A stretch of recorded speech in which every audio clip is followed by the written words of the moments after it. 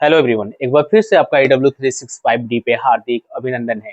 I hope you are all doing well in your life. आप स्वस्थ होंगे, अच्छे होंगे, दिल लगाकर पढ़ाई कर रहे होंगे। मैं भी बढ़िया हूँ, स्वस्थ हूँ, अच्छा हूँ। और इसी अच्छे इवनिंग के साथ हम क्या करते हैं, आज की कॉन्सेप्ट की शुरुआत करते हैं। माय डियर स्टूडेंट, जैसे कि आप बोर्ड पे देख रहे हैं कि यहाँ पे मैंने वर्ब लिखा हुआ है, लेकिन माय डियर स्टूडेंट, अगर आप इस प्लेटफॉर्म पे पहली बार जुड़े हैं ना मेरे भाई, तो 5 से 10 मिनट आपको मुझे देना ही पड़ेगा, क्योंकि यहाँ पे जो कॉन्सेप्ट चलता है, यहाँ पे आपकी चीजें लिख लिख कर इंग्लिश ग्रामर में पढ़ाई जाती है, समझाई जाती है। तो यहाँ पे जरूरत है आपको चीजों को समझने की। और लास्ट क्लास में जैसा कि आप जानते हैं, जो बच्चे रेगुलर देख रहे हैं, जो भी मेरे बच्चे हैं, यहाँ पे 10 है, 20 है, 50 है, 100 है, जो लाइक करते हैं मुझे, जो पसंद करते हैं और मेरी वॉइस को प्यार करते हैं, मैं उनसे बस इतना कहना चाहता हूँ कि लास्ट क्लास अगर आपने अभी तक नहीं देखा है, जिसमें मैंने आपको डेयर का यूज पढ़ाया है एज अ मेन वर्ब के रूप में आपके होल सेंटेंसेस, इट मींस आपके अफर्मेटिव में, आपके निगेटिव में, आपके इंट्रोगेटिव सेंटेंस में कैसे एज अ मेन वर्ब के रूप में डेयर का यूज करेंगे, उसमें मैंने आपको क्या बताया है, कैसे क्या उसका फार्मूला होगा, क्या उसके एग्जांपल होंगे, कैसे एरर आएंगे। कॉन्सेप्ट मैंने यहाँ पे आपको अच्छे तरीके से करा दिया है। प्लेलिस्ट में जाइए, वहां से चेकआउट करके लास्ट क्लास आप देख सकते हैं। आज का भी क्लास माय डियर स्टूडेंट आपके मार्जिनल वर्ब पे ही रहेगा, लेकिन मार्जिनल वर्ब में हम यूज किसका पढ़ रहे हैं माय डियर स्टूडेंट, आपका डेयर का, जिसमें मैंने आपको एज अ मेन वर्ब के रूप में बता दिया है। आज का जो कॉन्सेप्ट होगा, आज का जो कॉन्सेप्ट होगा माय डियर स्टूडेंट, वो हमारा क्या होगा, use of dare, use of dare as a modal auxiliary verb के रूप में, मॉडल एक्सिलरी वर्ब के रूप में हम क्या करेंगे माय डियर स्टूडेंट, यहाँ पे डेयर का यूज आज देखेंगे। तो यहाँ पे कहानी में स्टार्ट करने से पहले आपको थोड़ा सा गाइड करना चाहूंगा कि माय डियर स्टूडेंट, अगर इंग्लिश ग्रामर को आपको स्ट्रॉन्ग करना है तो आपको टेंस की नॉलेज होना बहुत ही जरूरी है। और AW365D पे जो मैंने टेंस की हर एक कॉन्सेप्ट बता रखी है ना, बहुत ही एक्सलेंट लेवल पे, कैसे आप ट्रांसलेट करोगे, हर एक टेंस में हेल्पिंग वर्ब क्या है, कौन सा वर्ब का फॉर्म चलता है, कैसे उसमें स्पेशल रूल्स आते हैं, सब मैंने एक्सप्लेन कर रखा है। आप जाइए प्लेलिस्ट में, वहां पे टेंस के प्लेलिस्ट में जाइए और एक यहाँ पे कॉन्सेप्ट को आप क्या करिए, वॉच करिए, तभी मैं अप्लाई भी करना सिखाऊंगा आपको। प्रेजेंट इंडेफिनिट में ही मैं पहला टेंस का सिखाऊंगा, जो आपका पहला टेंस है। लेकिन उसमें भी जिस बच्चे को टेंस नहीं आती है, उनके लिए मुश्किल हो जाता है, और उन्हीं बच्चों का बोर्ड में नंबर कम आता है। कॉम्पिटिटिव लेवल में कहाँ पे एरर होता है किसी सेंटेंस में, उसको फाइंड करने में प्रॉब्लम होती है। तो ऐसा ना हो, इसलिए मैं आपको बताना चाहता हूँ। और यहाँ पे माय डियर स्टूडेंट, हम देखते हैं कि जो यहाँ पे डेयर है, जैसे ही हम यहाँ पे इसकी बात करेंगे डेयर की, माय डियर स्टूडेंट, डेयर की हम जैसे ही बात करेंगे एज अ हेल्पिंग वर्ब के रूप में किसी भी सेंटेंस में, एज अ हेल्पिंग वर्ब के रूप में किसी भी सेंटेंस में, या फिर मॉडल एक्सिलरी वर्ब के रूप में, तो यहाँ पे माय डियर स्टूडेंट, ये सिर्फ आपके दो टेंसों में क्या, आज यहाँ पे दो सेंटेंस में आपका क्या होता है, अप्लाई होता है। एक आपका होता है निगेटिव सेंटेंस में, एक आपका किस में होता है, निगेटिव सेंटेंस में, और एक आपका होता है माय डियर स्टूडेंट यहाँ पे इंट्रोगेटिव सेंटेंस में। यहाँ पे किस में होता है, इंट्रोगेटिव सेंटेंस में होता है। अब इंट्रोगेटिव सेंटेंस की बात करोगे, तो यहाँ पे बात करोगे माय स्टूडेंट, तो यहाँ पे आपका क्या हो जाएगा, yes no type, yes no type interrogative sentence हो गया है। और एक आपका क्या हो गया, W yes type interrogative sentence, W yes type interrogative sentence हो गया। और यहाँ पे माय डियर फ्रेंड, जैसे आप बात करते हो यस नो टाइप की ना, तो इसी को हम इंग्लिश ग्रामर में क्या कहते हैं, और इसको हम डब्ल्यू यस टाइप को इंग्लिश ग्रामर में और किस नाम से जानते हैं, उसको भी मैं यही पे आपको बता दे रहा हूँ। यस नो टाइप को जानते हैं my dear student, closed ended, close ended interrogative sentence, close ended interrogative sentence. और यहाँ पे माय डियर स्टूडेंट जो होता है आपका डब्ल्यू एस टाइप को बोलते हैं open ended, open ended interrogative sentence. ठीक है, ओपन इंडेड इंट्रोगेटिव सेंटेंस आपका होता है। तो सर ये भी बता दीजिए कि जैसे ही डेयर का यूज हम क्या करेंगे, as a helping verb use करेंगे। डेयर का यूज माय डियर स्टूडेंट, जैसे हम बात करेंगे एज अ हेल्पिंग वर्ब, तो हमारा जो फार्मूला निकल के आता है, हमारा जो फार्मूला निकल के आता है वो क्या होता है, मैं यही भी आपको क्लियर कर दूं, उसके बाद एग्जाम्पल में जब चलेंगे तो आपको बेटर तरीके से समझ में आएगा। यहाँ माय स्टूडेंट जैसे आप क्या करोगे, यहाँ पे डेयर लिखोगे, यहाँ पे डेयर आएगा एज अ हेल्पिंग वर्ब, यहाँ पे आप लिख लीजिए एज अ हेल्पिंग वर्ब के रूप में डेयर का यूज जैसे ही आप करोगे, तैसे ही आपका माय डियर स्टूडेंट यहाँ पे क्या होगा, आपका बेयर इन्फिनेटिव का यूज होगा। बेयर इन्फिनेटिव वर्ब का मतलब होता है विदाउट टू। क्या होता है, विदाउट टू जब आप क्या करते हो किसी भी सेंटेंस में, विदाउट टू आप क्या करते हो किसी भी सेंटेंस में जब वर्ब का यूज करते हो, यानी कि आपका ओनली क्या होगा, आपका डेयर होगा, देन आफ्टर आपका वर्ब का फर्स्ट फॉर्म होगा, तो ये आपका क्या कहलाएगा, बेयर इन्फिनेटिव वर्ब कहलाएगा। क्योंकि आप डेयर का use as a helping verb किए ना, तो ओनली वर्ब का फर्स्ट फॉर्म आएगा, आप टू का यूज नहीं करोगे। अगर टू का यूज करते हो ना, तो वहीं पे सेंटेंस आपका क्या हो जाएगा, गलत हो जाएगा माय डियर स्टूडेंट। अगर मैं बात करता हूँ यहाँ पे, बात करता हूँ मैं यहाँ पे प्रेजेंट इंडेफिनिट टेंस की, मैं उठाता हूँ पहला टेंस और आपको दिखाते हैं, आपको मजा खुद ही आएगा, कहोगे वाह सर एक ही बार में क्या हो गया, कैच हो गया। अगर प्रेजेंट इंडेफिनिट की अगर मैं बात करता हूँ, और प्रेजेंट इंडेफिनिट टेंस में आप जैसे ही बात करते हो यहाँ पे सिंपल सेंटेंस की, ठीक है, और जब आपका सब्जेक्ट क्या होता है माय डियर स्टूडेंट, सिंगुलर होता है और आपका प्लूरल होता है, तो कॉन्सेप्ट ही अलग हो जाता है, जिसका मैं आपको कल यहाँ पे एक्सप्लेन अच्छे तरीके से उसको कर दिया है। लेकिन यहाँ पे जैसे ही आप बात करते हो माय डियर स्टूडेंट, जैसा कि आप जानते हैं कि एज ए हेल्पिंग वर्ब के रूप में निगेटिव सेंटेंस और इंट्रोगेटिव सेंटेंस में यूज होता है। तो यहाँ पे निगेटिव सेंटेंस की अगर बात मैं जैसे ही करता हूँ प्रेजेंट इंडेफिनिट में, तो आप जानते हो कि जो हेल्पिंग वर्ब आता है माय डियर स्टूडेंट, वो कौन कौन से आते हैं आपके, एक होता है आपका डू, जब आपका सब्जेक्ट क्या होता है प्रेजेंट इंडेफिनिट में प्लूरल होता है, डू हेल्पिंग वर्ब लगता है। और एक आप हेल्पिंग वर्ब क्या लगाते हो, डच लगाते हो, जैसे ही आपका सब्जेक्ट क्या हो जाता है, सिंगुलर हो जाता है। समझ में आ रहा है क्या? लेकिन मेरे भाई, लेकिन हमारा स्ट्रक्चर क्या होता था, स्ट्रक्चर हमारा यही होता था कि हम सब्जेक्ट लिखते थे, हेल्पिंग वर्ब में सब लिखते थे डू, और हम डज लिखते थे, प्लस हम क्या लिखते थे, वर्ब का फर्स्ट फॉर्म लिखते थे, then after object and etcetera, at last full stop होता था। यही होता था मेरे भाई ना। तो लेकिन यहाँ पे जब आपने डू और डज लगा दिया और अब इस सेंटेंस में आपको डेयर अप्लाई करना था, तो उस केस में क्या होता है माय डियर स्टूडेंट, उस केस में आपका होता है dare as a main verb के रूप में। एज अ मेन वर्ब के रूप में जब यूज होता है, तो हमारा जो फॉर्मूला हो जाता है माय डियर स्टूडेंट, वो हमारा क्या हो जाता है कि हम डेयर लिखते हैं, प्लस हमारा टू प्लस V1 फॉर्म आता है। ठीक है, जैसे हम डेयर का यूज कैसे करते हैं, एज अ मेन वर्ब के एज अ मेन वर्ब के रूप में किसी सेंटेंस में करते हैं। वैसे बाय स्टूडेंट डेयर का मतलब जो मैंने आपको बताया था, वो मैंने क्या बताया था आपको, मतलब होता है साहस करना या हिम्मत दिखाना। साहस करना या फिर क्या करना, हिम्मत दिखाना या फिर हिम्मत करना। ठीक है, दोनों आपकी क्या होती है, मीनिंग होती है, जिसको आप जानते रहेंगे। अब यहाँ पे आपको इसके जगह पे माय डियर स्टूडेंट एकदम ध्यान से समझिएगा, मैं यहाँ पे सर्कल कर रहा हूँ, इसकी जगह पे आपको क्या करना है, यहाँ पे आपको डेयर का यूज करना है एज ए हेल्पिंग वर्ब। तो जो अब आपका स्ट्रक्चर होगा वो क्या होगा मेरे भाई, ये सबसे पहले आप सब्जेक्ट लिखोगे, अब यहाँ पे आप डेयर लिखोगे, उसके बाद आपका नॉट आएगा, उसके बाद आपका V1 फॉर्म आएगा, उसके बाद आपका क्या रहेगा, object, then after etcetera, at last क्या रहेगा आपका, फुल स्टॉप रहेगा। सर एग्जांपल बताइए, मजा नहीं आ रहा है, एरर कैसे आएगा उसको बताइए, मेन मुद्दे पे बात करते हैं। अब वही पे आ रहा हूँ माय डियर, लेकिन उससे पहले का जो कॉन्सेप्ट है वो बहुत ही जरूरी है सीखना, अगर उसके बिना क्या चीज है, अधूरा अधूरा सा आपको लगेगा। ठीक है, अगर मैं बात करता हूँ माय डियर, यहाँ पे मैंने लिखा ही डेयर और उसके बाद मैंने नॉट लगा दिया, मैंने लिखा speak, he dare not speak against his teacher. ठीक है, मैंने यहाँ पे क्या लिखा, he dare not speak against his teacher, उसकी हिम्मत नहीं है अपने टीचर के अगेंस्ट बोलने की।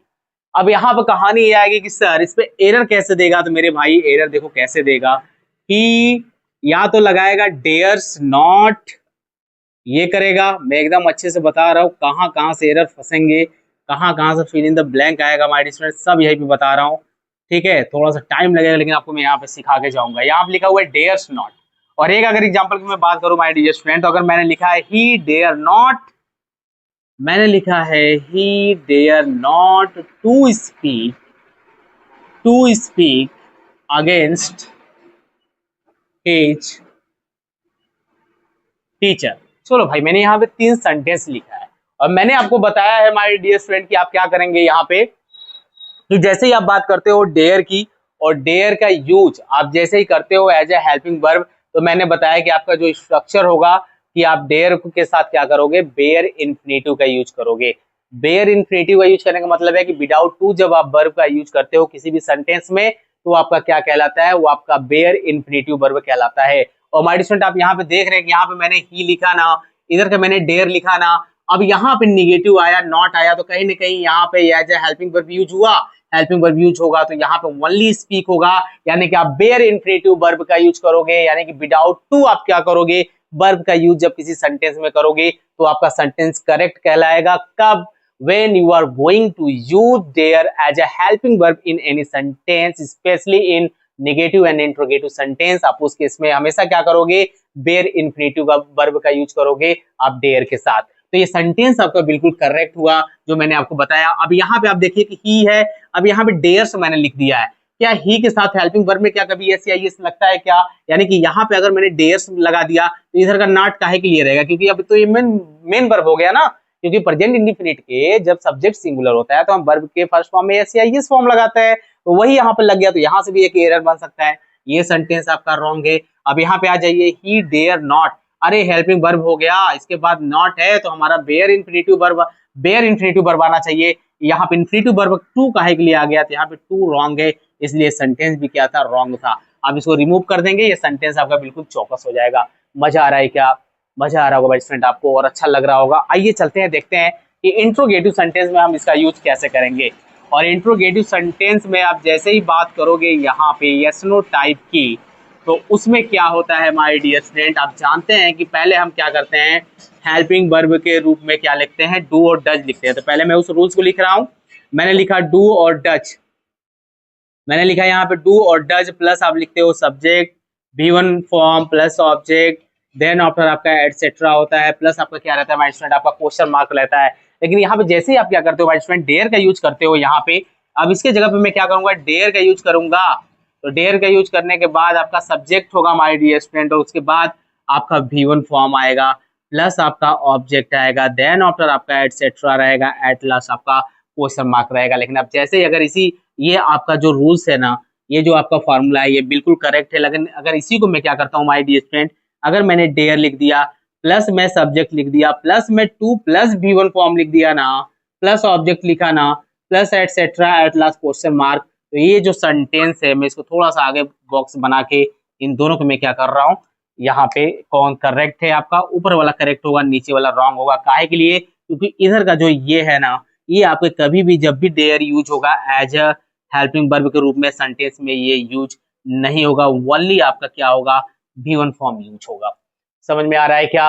अगर इस एग्जांपल की बात करूंगा माय डियर स्टूडेंट, तो आप इसको ठीक उठा के इसके पहले करिए, नॉट को आपको हटा देना है, ठीक है, नॉट को आपको हटा देना है। कैसे हटाएंगे जरा यहाँ पे देखिए, अगर मैं यहाँ पे बात करता हूँ डेयर की, ठीक है, अच्छा अब आप डेयर जब यूज करते हो प्रेजेंट इंडेफिनिट टेंस में यस नो टाइप में एज ए हेल्पिंग वर्ब के रूप में, तो आपका सब्जेक्ट सिंगुलर हो या प्लूरल हो डजंट मैटर, दोनों सब्जेक्ट के साथ डेयर आपका यूज होगा। लेकिन ऐसा टेंस में नहीं होता था, वहां पे जो हेल्पिंग वर्ब होता था वो डू और डज होता था मेरे भाई। यानी कि अगर आपका सब्जेक्ट होता था सिंगुलर तो आप हेल्पिंग वर्ब डज लगाते थे, आपका सब्जेक्ट होता था प्लूरल तो आप हेल्पिंग वर्ब डू लगाते थे, एंड देन आफ्टर आप वर्ब का फर्स्ट फॉर्म लिखते थे। तो सेम रिजल्ट होगा, डेयर अगर मैंने लिखा है तो मैंने यहाँ पे ही लिखूंगा, लेकिन यहाँ माय डियर स्टूडेंट ओनली मैं क्या करूंगा, स्पीक लिखूंगा, ठीक है, स्पीक अगेंस्ट हिज टीचर। अब एट लास्ट हम क्या करेंगे माय डियर स्टूडेंट, हम क्वेश्चन मार्क लगाएंगे। हमारा सेंटेंस बिल्कुल चौकस है, करेक्ट है।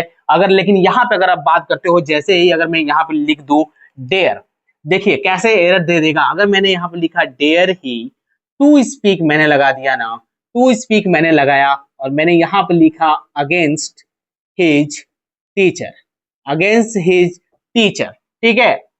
अब यहाँ पे आप डेयर देखिए, यहाँ पे आप सब्जेक्ट देखिए, ठीक है, कोई दिक्कत नहीं है, यहाँ तक सही है। लेकिन मेरे भाई यहाँ पे ये एज ए हेल्पिंग वर्ब हुआ, इधर टू काहे के लिए आया, टू काहे के लिए आया, ठीक है। यहाँ पे जो आपका यूज होगा माय डियर स्टूडेंट, मैं यही कब से चिल्ला रहा हूँ, यही आपका क्या होगा, बेयर इन्फिनेटिव का यूज होगा। और बेयर इन्फिनेटिव क्या होता है, 4 बार बता चुका हूँ, when you are going to use without to, ठीक है, वर्ब जब आपका यूज करते हो ना, विदाउट टू आप क्या करते हो, जब यूज करते हो तो यहाँ पे आपका क्या हो जाता है माय स्टूडेंट, आपका बेयर इन्फिनेटिव वर्ब कहलाता है। तो अब यहाँ पे अगर मैं इसको सही मानूंगा तो सही कैसे होगा, ये रॉन्ग है, ये आपका बिल्कुल चौकस है, ये जाके आपका करेक्ट होगा। मजा आ रहा है, मैं आपको प्रेजेंट इंडेफिनिट में अभी बता रहा हूँ मेरे भाई, आपको प्रेजेंट परफेक्ट में भी सीखना पड़ेगा, पास्ट परफेक्ट में भी सीखना पड़ेगा, पास्ट इंडेफिनिट में भी आपको यूज सीखना पड़ेगा अगर आप अच्छे स्टूडेंट बनना चाहते हो, क्योंकि आपको प्रैक्टिस तो करनी पड़ेगी। मैं सारे टेंस तो यहाँ पे बता नहीं सकता ना, वहां पे बताने का मतलब है कि एक ही चीज को हर टेंस में अप्लाई करूँ, इसका मतलब आपके पास टेंस की नॉलेज नहीं है। तो सबसे पहले आप टेंस पढ़िए और उसके लिए कहीं आपको जाने की जरूरत नहीं है। आप प्ले लिस्ट में जाइए, EW365D की लगभग हर एक टेंस के 3 to 4 क्लासेस ली गई है। उसमें क्या पढ़ाया गया है, क्या समझाया गया है, एक बार आपको देखने की जरूरत है, विश्वास करने की जरूरत है। उसके बाद आप अपना कोई भी बुक उठाइए, कोई भी प्रीवियस ईयर क्वेश्चन उठाइए। अगर सॉल्व नहीं होता है मेरे भाई, तो आप बिल्कुल कमेंट बॉक्स में अपने जो भी गुस्सा है, जो भी चीजें हैं, आप उतार सकते हैं। यहाँ पे वेलकम है आपके हर एक क्वेश्चन का। अब देखते हैं माय स्टूडेंट, यहाँ पे सेकेंड टाइप की बात करेंगे, यानी कि WS टाइप की बात जैसे हम करते हैं। तो WS टाइप में क्या होता है मेरे भाई? सर क्या होता है? यहाँ पे होता कुछ नहीं है, क्वेश्चन वर्ड लिख देते हैं, हेल्पिंग वर्ब ग्रुप में हम यहाँ पे डेयर लिख देंगे, प्लस हम सब्जेक्ट लिखेंगे, प्लस V1 फॉर्म लिखेंगे, देन आफ्टर हमारा ऑब्जेक्ट होगा, एट लास्ट हमारा क्वेश्चन मार्क होगा। ठीक है, क्वेश्चन मार्क होगा। सर एग्जाम्पल बता दीजिए, एग्जाम्पल देख लीजिए माय स्टूडेंट। अगर मैंने लिखा how dare you speak, how dare you speak against your teacher, तुम्हारी हिम्मत कैसे हुई अपने टीचर के सामने विरुद्ध जाने की, बोलने की। ठीक है, तुम्हारी हिम्मत कैसे हुई अपने टीचर के अगेंस्ट स्पीक करने की, बोलने की। लेकिन अगर मेरे भाई यहीं पे अगर टू दे देना, तो वहीं पे क्या हो जाएगा, इसकी कहानी खत्म हो जाएगी, यहीं पे रॉन्ग हो जाएगा, यानी कि बेयर इन्फिनेटिव का यूज होगा। समझ में आया क्या? अब यहाँ पे जो कहानी थी माय डियर स्टूडेंट, आप देख सकते हैं कि कितना इजी था। एक बार मैं ओवरऑल एक्सप्लेन कर दे रहा हूँ कि जब भी आप डेयर का यूज करोगे एज अ मेन वर्ब के रूप में, तो आपके अफर्मेटिव सेंटेंस में भी यूज होता है, नेगेटिव सेंटेंस में भी यूज होता है, इंट्रोगेटिव सेंटेंस में भी यूज होता है। और जैसे ही आप बात करते हो डेयर का use as a helping verb के रूप में, तो सिर्फ नेगेटिव और इंट्रोगेटिव में यूज होता है। तो आपको टेंस के हर एक रूल्स को भी आपको वैसे ही फॉलो करना पड़ेगा जैसे टेंस के रूल्स हैं, आपको उसी में पुटअप करने पड़ेंगे। कैसे एरर दे सकते हैं, कैसे क्वेश्चन गलत आया है, कैसे आपके फंसा सकता है, मैंने यहाँ पे एक्सप्लेन किया पहले वाले एग्जांपल से, तो यही पे आप दिमाग लगा सकते हैं। इधर का स्पीक्स कर सकता है, इधर का टू नहीं लगा के इधर का स्पीक्स करेगा। काहे के लिए करेगा? क्योंकि आप जानते हैं कि प्रेजेंट डिफिनिट के फर्स्ट फॉर्म में ऐसे ही लगता है। और जो बच्चों को यही नहीं पता होगा कि यार नेगेटिव में तो ओनली वर्ब का बेस फॉर्म लगता है, इंट्रोगेटिव में ओनली वर्ब का बेस फॉर्म लगता है, तो काहे के लिए यहाँ पे यस रहेगा, है ना? तो हर एक चीज आपके माइंड में चीजें चलनी चाहिए कि कहाँ कहाँ से हमें फंसा सकता है। इधर का हो सकता है सिंपल दे तो सब्जेक्ट इधर का प्लूरल देके इधर का यस या यस लगा दे। अब जिस बच्चों को ये नहीं पता होगा कि प्रेजेंट इंडेफिनिट के सिंपल सेंटेंस में when you are going to talk about specially in present indefinite tense only for affirmative sentence when your subject will be singular, you always use fifth form of the verb. ठीक है, it means verb के first form में s या es you add when your subject will be singular, it means he, she, it and any noun name, जो कि आपका singular होगा। तो इस केस में, in this case you always use verb का fifth form in simple sentence, especially in present indefinite tense. Okay, but when your subject will be plural, you always use only base form of the verb. You never add here yes या es with verb. You never use fifth form of the verb when your subject will be plural in present indefinite tense, especially in simple sentence. Okay, so in this case you always remember all the facts about the all tenses. अगर आपके पास ये चीजें हैं, अगर ये चीजें आपके अंदर हर एक रूल्स क्लियर है, तो फिर जो मैं यहाँ पे बताया हूँ थोड़ा सा हाई लेवल, ये आपके लिए बहुत ही इजी हो जाएगा माय डियर स्टूडेंट। और आप जाइए, आपका मन कर रहा है तो बैंकिंग का क्वेश्चन उठा लो, एसएससी का क्वेश्चन उठा लो, डेयर और नीट का जो भी पूछा है मेरे भाई, कितना ही टफ क्यों ना पूछा हो। और मन है तो एकेडमिक क्लास के जो बच्चे हैं जिनके बोर्ड के एग्जाम में आते हैं, fill in the blank previous year उठा के देख लो। अभी मैंने हाल ही में कुछ रिव्यू करवाया है, सॉल्व करवाया क्वेश्चन, वहां से देखिए फिल इन द ब्लैंक क्या देता है मेरे भाई, कुछ भी नहीं है यार। थोड़ा दिल लगा के पढ़ने की जरूरत है। मुझे यहाँ पे सुनिए, ट्रस्ट करिए, विश्वास करिए, मैं इसको गेम बना दूंगा इंग्लिश ग्रामर को आपके सामने, आपको मजा आने वाला है। अभी तो ये हम लोग का जो माय डियर स्टूडेंट आप देख रहे हैं कि ये कुछ भी नहीं है, यहाँ तो मैं लिख लिख कर आपको पढ़ा रहा हूँ। जिस दिन आपका प्यार सपोर्ट मिलेगा मुझे, और जिस दिन मुझे आप सामने लाएंगे उन कॉम्पिटिटर्स के बीच में जो अपने आप को तुर्रम खान समझते हैं, इंग्लिश ग्रामर पढ़ाते हैं, वहां औकात असली पता चलेगी कि मैं क्या चीज हूँ, यहाँ पे W365D क्या चीज है, कैसे यहाँ पे गेम कराया जाता है, इंग्लिश ग्रामर को कैसे खेल बनाया जाता है, कैसे हर एक रूल्स को लिख के पढ़ाया जाता है। सिर्फ नोट्स लाकर लिखा देना, सिर्फ सामने दिखा देना, उसी को पढ़ाई अगर कहते हैं माय डियर स्टूडेंट, तो किसी बच्चे को पढ़ने की जरूरत नहीं है। बुक में भी चीजें छपी है, वहां से पढ़ के आप आराम से क्या करिए, अपने एग्जाम को अच्छे से दे सकते हैं। टीचर की फिर क्या हो सकता है। चलिए दिल लगा के पढ़ते रहिएगा my student. Next class dare के बेस पे मैं 5 to 6 अच्छे क्वेश्चन लाऊंगा जिसमें आपके क्लोज टेस्ट होंगे, यानी कि एक फिल इन द ब्लैंक हो जाएंगे, एरर हो जाएगा,